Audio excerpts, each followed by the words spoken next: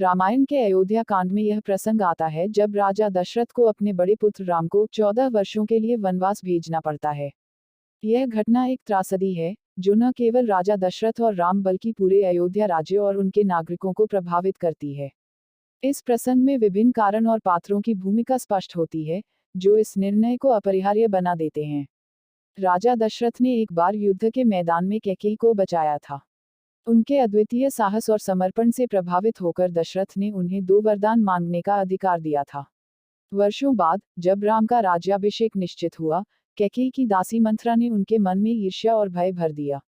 मंथरा ने कैकेयी को समझाया कि यदि राम राजा बनेंगे तो भरत कैकेयी का पुत्र और वह स्वयं उपेक्षित हो जाएंगे। मंथरा की सलाह से कैकेयी ने दशरथ से अपने वरदान मांगे। राम को 14 वर्षों के लिए वनवास भेजा जाए, भरत को अयोध्या का राजा बनाया जाए। राजा दशरथ एक धर्मपरायण राजा थे। उन्होंने अपनी पत्नी को वरदान दिया था और धर्म के अनुसार एक राजा के लिए अपने वचन का पालन करना सर्वोपरि था। जब कैकेयी ने अपने वरदान मांगे तो दशरथ भीतर से टूट गए। वह राम को वनवास भेजना नहीं चाहते थे, लेकिन अपने धर्म और वचन के कारण वह विवश हो गए। भगवान राम मर्यादा पुरुषोत्तम के रूप में जाने जाते हैं।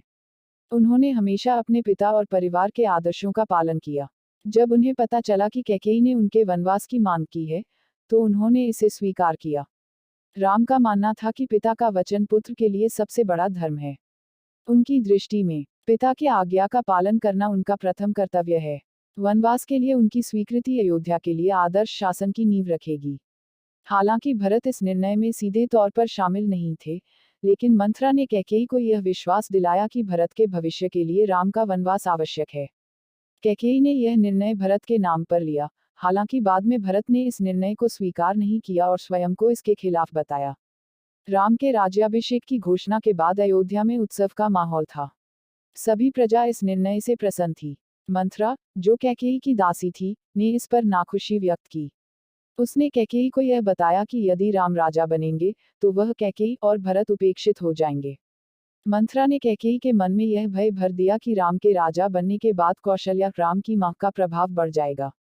मंथरा की बातों से प्रभावित होकर कैकेयी ने अपने वरदान मांगने की योजना बनाई। कैकेयी ने कोप भवन में जाकर अपने 2 वरदान मांगे। दशरथ ने पहले तो इसे अस्वीकार करने का प्रयास किया, लेकिन कैकेयी अडिग रही। दशरथ ने यह महसूस किया कि वह अपने वचन से बंधे हुए हैं और राम को वनवास भेजने के अलावा उनके पास कोई विकल्प नहीं है। इस निर्णय से वह अत्यधिक व्यथित हुए।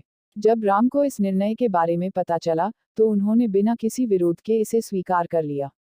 उन्होंने अपनी माता कौशल्या और पत्नी सीता को समझाया कि पिता की आज्ञा का पालन करना उनका धर्म है। राम के वनवास में सीता और लक्ष्मण ने भी उनके साथ जाने का निर्णय लिया। सीता, उन्होंने यह कहा कि पति के बिना उनका जीवन व्यर्थ है। लक्ष्मण, उन्होंने भाई की सेवा और उनकी रक्षा के लिए वनवास में जाने का निर्णय लिया। राम के वनवास जाने के निर्णय से पूरा अयोध्या शोक में डूब गया। प्रजा ने इस निर्णय का विरोध किया, लेकिन राम ने उन्हें समझाया कि यह धर्म और मर्यादा का पालन है। राम के वनवास को केवल व्यक्तिगत त्रासदी के रूप में नहीं देखा जा सकता, बल्कि इसमें कई सामाजिक और राजनीतिक पहलू भी हैं। रामायण में यह घटना दर्शाती है कि धर्म और वचन के पालन को सर्वोच्च प्राथमिकता दी जानी चाहिए। दशरथ ने अपने वचन का पालन करके यह दिखाया कि एक राजा के लिए अपनी व्यक्तिगत इच्छाओं से अधिक महत्वपूर्ण उसके आदर्श होते हैं। राम ने सत्ता और राजगद्दी के लिए कोई लालसा नहीं दिखाई। उन्होंने यह स्पष्ट किया कि उनके लिए धर्म और परिवार का सम्मान अधिक महत्वपूर्ण है। राम ने अपने वनवास को सहर्ष स्वीकार करके यह संदेश दिया कि एक सच्चा नायक वह है जो अपने आदर्शों और कर्तव्यों का पालन करता है, चाहे वह कितना भी कठिन क्यों न हो।